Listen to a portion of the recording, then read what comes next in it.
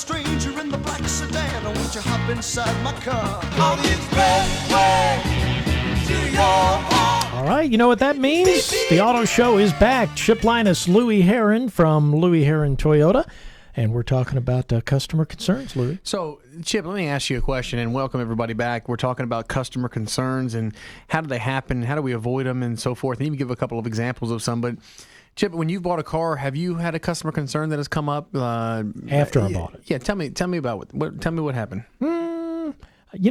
Except for getting it serviced, which was really no problem. I haven't had a huge concern. one. Okay. Yeah. Well, excuse me, you have a lot of customers who end up having a concern after the fact. And let me go back on, first of all, before we get into some concerns, because that's going to talk about some examples, let's talk about how we avoid some concerns. Okay, there's a couple of things that I would tell you right up front. The first thing I would tell you is to avoid any kind of miscommunication or concerns after the fact. As a consumer, the dealership or who you're buying the car from, I believe, has a moral responsibility to go through the paperwork with you. Okay, that I think is very important. Mm-hmm. But remember, as a consumer, it's your vehicle, going to be your title, your 60 months worth of payments, your commitment, your down payment.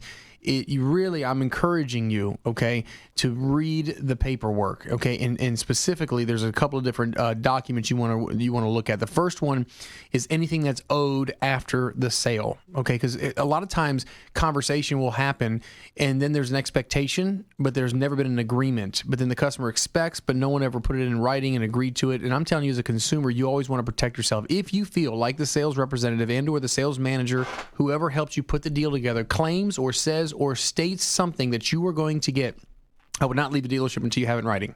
I got you. I would never, ever, ever. You could have somebody that you've been dealing with for years and you love them to death and they're a great quality guy. I will tell you from experience, sometimes the salespeople that you love don't have as much pull as the managers. So if that salesperson says, hey, I was going to give the customer a set of mats and I've sold them 6 cars, and the sales manager did not set that up in the deal, all the sales manager sees is a $200 set of floor mats going out the window. Right. Okay, that's all he sees.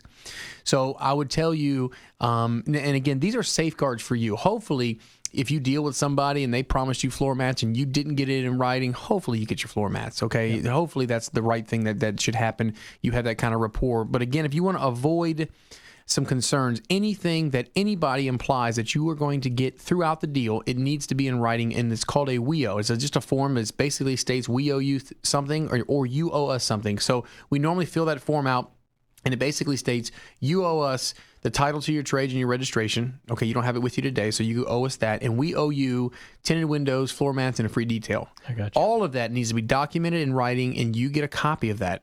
Okay, so you always have in writing a copy of what was owed to you. And that won't make the salesperson angry if you say, hey, put that in writing for Absolutely me? not. Okay. No, because like in our dealership, in most dealerships, we actually have a form that the deal can't be signed off on until the WEO is signed by the customer. What typically happens is a customer and a sales representative will work together, put together a deal. There'll be some expectations. They'll write on the WEO, nothing owed, nothing promised. Sign it, sign it, sign it. You sign it, they sign it. We put it in the deal along with the 13 other forms. All right, it's like buying a house, a lot of forms. And I know as a consumer, you're going, man, there's so much to sign. How am I going to sit there and read everything? Okay. The reality is it's your responsibility to, but I'm going to give you some real big giveaways that will protect you. The first one is the WEO form. Okay. The second one is the contract. Okay. The contract. You have a lot of forms you sign in the business office. If there's one form that you definitely read and you make sure you understand is the contract. It will state the interest rate, how much interest charges, what's the total amount of payments over the term, what is your monthly payment, how many months is this? You would be amazed how many times a consumer will buy a car. This is over the 19 years I've been doing this. They'll buy a car. They'll go home 3 months later, 4 months later, for whatever reason, they're cleaning out their car, look at their paperwork. They'll come back to the dealership 4 months later and they'll say, hey, I agreed to pay $333 a month for 60 months. Why does this say 66 months or 72 months?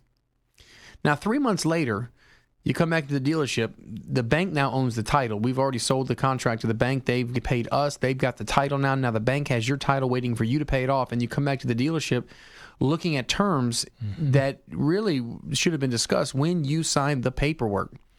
That puts everybody in a bad spot, okay? And I will tell you, most dealerships, if you come into a situation like that, most dealerships would say you are out of luck. You are out of luck. Because even if you want to help them, how do you undo that? Well, you don't undo it. I've had a situation, again, being in this local community is very, very important to me to make sure that if there's a troubled situation, we just got to handle it. That's a tough one. I had one of those very similar. And the customer thought that they were on a 60-month loan and they were on a 72-month loan. That's 12 months of payments at $400. That's $4,500. There was really nothing I could do legally, right? All the paperwork's processed. It was months later, but morally and ethically, there's still a lot you can do as a dealer if you choose to. So he and I had to sit down, and I just explained to him, hey, we made $1,300 worth of profit. So my question to you is, look, it was a mess up. I mean, I can't give you $4,000. We didn't make $4,000. What do you think is fair? And he was a gentleman, and we just split the profit that was made, and I gave him a check for $600. And he wasn't, he wasn't completely satisfied with how he didn't look at his paperwork, and he understood what he should have done. But for me, and I even told him, I said, listen, I'll do that for you, but if I give you this and you're not, satisfied and willing to come back and do business, I would be just wasting $600. And he said, no, if I see you're making good, I understand your position. I know it's 3 months later. I should have caught this the next day or even 2 days later. I take some responsibility. I didn't read everything. I should have read it. I think that's very fair, and I'll accept that and be okay, and I'll still visit your service department and keep moving forward. And that's what we did. Not all of them work out like that. A lot of stores, I've been to a lot of stores where I wasn't the owner, and I would go to the owner, and the owner would say, hey, tell him I'm sorry. Is that his signature? And did he sign it? Is that exactly right? And that's what I'm scared about for consumers is when you go to a dealership and you're talking about contracts and you're talking about WIOs, you're talking about items owed after the fact and contract, you don't have a legal position. Right. When you've signed it, it is done. There is no cooling off period. There's no right of rescission. You don't. The only thing you have is good graces of the gentleman or female who owns the dealership. If they want to do something above and beyond morally, ethically correct, right on the deal. I always look at it 3 situations: legal, ethical, and moral. So if I'm dealing with a customer, I always want to know, listen, legally, here's where we're at. Tax have been remitted, the deal is done, so that's where we're at legally, okay? Morally and ethically, I'm going to ask you as a consumer, do you felt lied to, mistreated? Do you think that something went down that you didn't perceive to happen? If the answer in any of those is yes, then we've got a moral and ethical issue. Now, I may not have been involved in the transaction, I may not have done the transaction, but I have a fiduciary responsibility. I own the place. So I can simply tell them to go home, right? And any dealer can do that. Yep. I don't think that'd be the wisest thing, but I will tell you it's very painful to cut a $600 check or a $1,000 check. I mean, it's very, because really as a consumer, you have to read those documents. Okay, so we're gonna go to a break, but I just want to reiterate some ways to avoid it. And I've got one more when we come back. You want to come back and listen to the next one, but make sure you read the WIO. Anything promised to you, anything promised by anybody in the dealership, it's got to be in writing, and read the contract. There's a lot of forms you sign, and you need to read all of those, but there's a lot of them. But you have to read the contract. All right, we'll do it, Louie. Thanks. Chip and Louie, the auto show. More coming up, and we'll check the forecast too.